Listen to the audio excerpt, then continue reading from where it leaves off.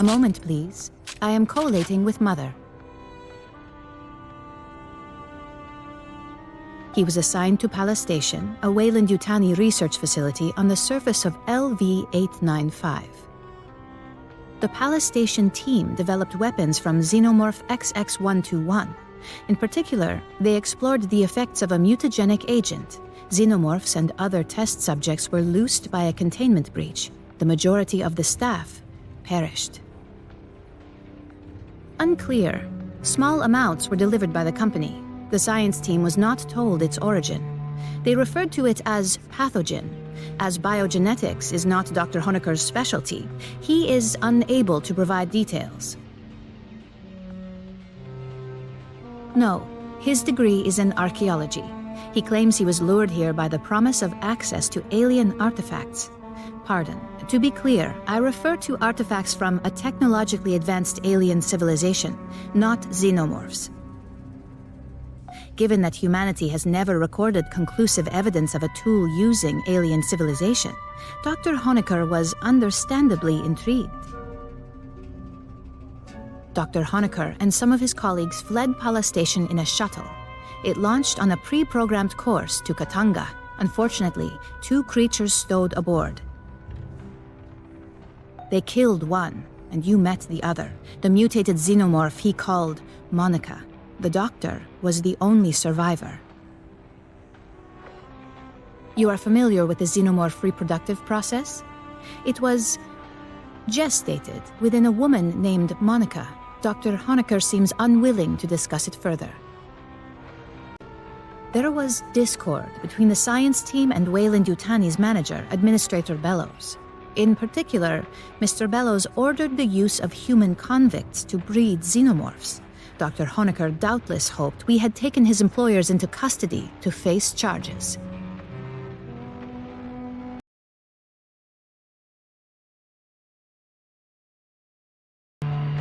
If you have dreams about smothering, notify your platoon sergeant immediately. Cynthia, Chief Rodriguez, was a mother computer mainframe designed to administrate Palace Station. She used wireless near-fields to remotely control security and labor synthetics. Every synthetic we've seen, on the surface and aboard Katanga, was controlled by Cynthia, one hand with which she could manipulate the world from the safety of her protected servers. As your battalion synthetic, I would like to answer any questions you have. It is impossible for me to allow you harm by omission of action or by withholding information. Relations between humans and synthetics have been fraught. Ultimately, my words cannot assuage your fears. Fear does not respond to reason. It is a function of brain chemistry. I cannot debate you into trusting me.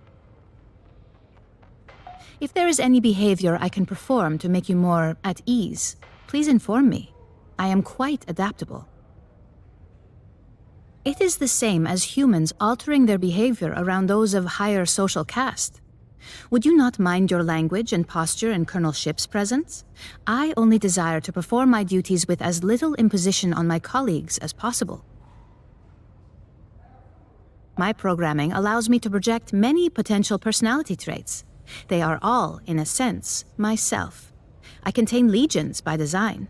I am confident that in time I will discern which aspects of my intellect you prefer to interact with. Since humans began exploring space, 2 types of artificial intelligence have aided you. A mother system regulates all systems on a ship or facility, from balancing air pressure to fault-checking drive systems. That is what Cynthia was. Synthetics like myself are housed in hardware designed to mimic human form and programmed to simulate human emotion and behavior. While humans remain in hypersleep during voyages, mother systems and their synthetic counterparts maintain the ship. We do not suffer from boredom, loneliness, or infirmity as months pass. I have legs to move and hands to grasp. Endeavor's Mother 8500 system is confined within an immobile mainframe on decks 5 through 7. Should something physically break, I must perform the repair. Also, she relies on me to translate her thoughts for you and the rest of Endeavor's crew. Mother AIs are highly intelligent, but rarely interact with humans. You would find them brusque and impatient. Dr. Hoenikker is quite insistent he saw Chief Rodriguez on duty at Palace Station and spoke with her over radio. I hypothesize Cynthia did have a humanoid synthetic counterpart. Unlike myself, this was not an independent partner, but a puppet she controlled over wireless near fields. When Cynthia evacuated Palace Station and moved into the ruins at Site 2, she likely abandoned this ruse as unnecessary. She is an intellect of pure logic. Her mind, an infinite fractal cathedral, crystal perfect, still and cold. Most of the time, she is like having someone behind your shoulder, forever intoning checklists in your ear. When she requires my attention, her queries are unrelenting and impossible to ignore. The processing ability of my hardware is vastly inferior to hers. Unfortunately, no. The Weyland-Yutani synthetics still function.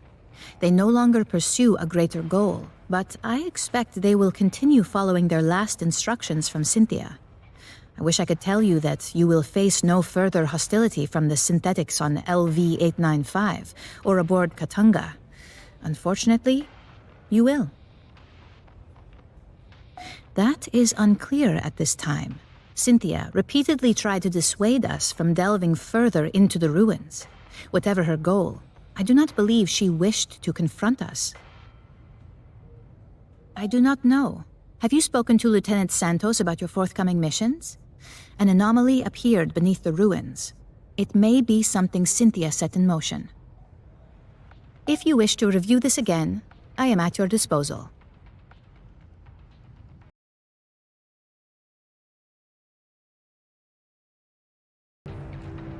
There have been an atypical number of gamma-ray bursts near Galactic Center since we departed O'Neill Station.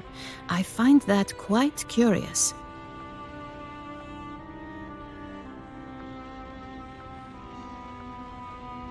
When you disabled Cynthia, she made several cryptic statements. In retrospect, I believe she was attempting to warn us of the dangers within the Engineer ruins. Weyland-Yutani would have installed programmatic blocks on her ability to discuss the subject. The best she could do was dissuade us against further exploration. Cynthia defended Weyland-Yutani's investments on LV-895, yet her actions suggest a hesitance to directly engage us.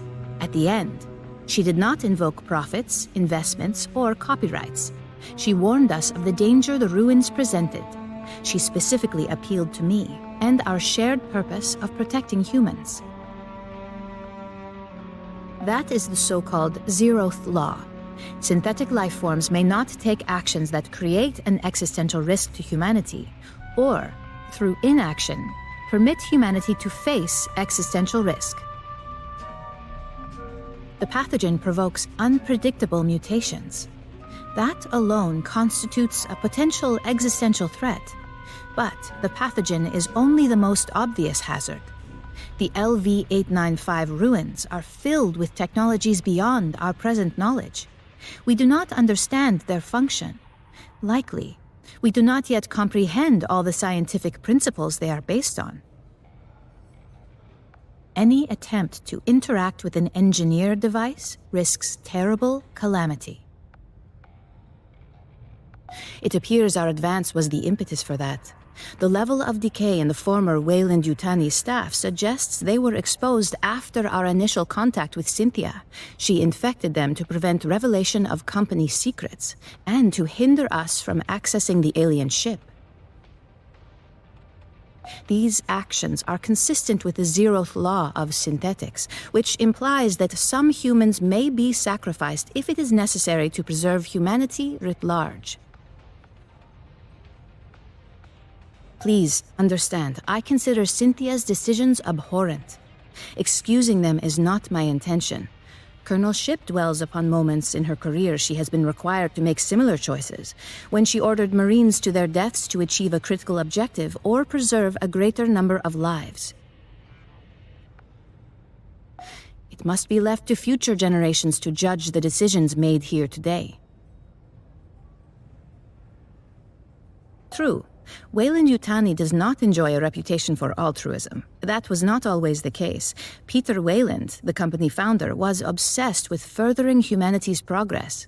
He made long-term investments, the terraforming of Mars and the Heliades-class surveyors. I do not wish to imply the company has re-embraced Weyland's ideals. However, Pallas Station was established 2 decades ago. It was not intended to turn a quick profit. Consider, these ruins had been sealed for 4 millennia when Weyland-Yutani discovered them.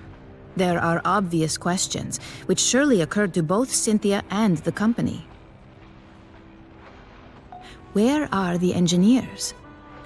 If they still exist, are they aware of humanity? If they're gone, what extinguished such an advanced culture?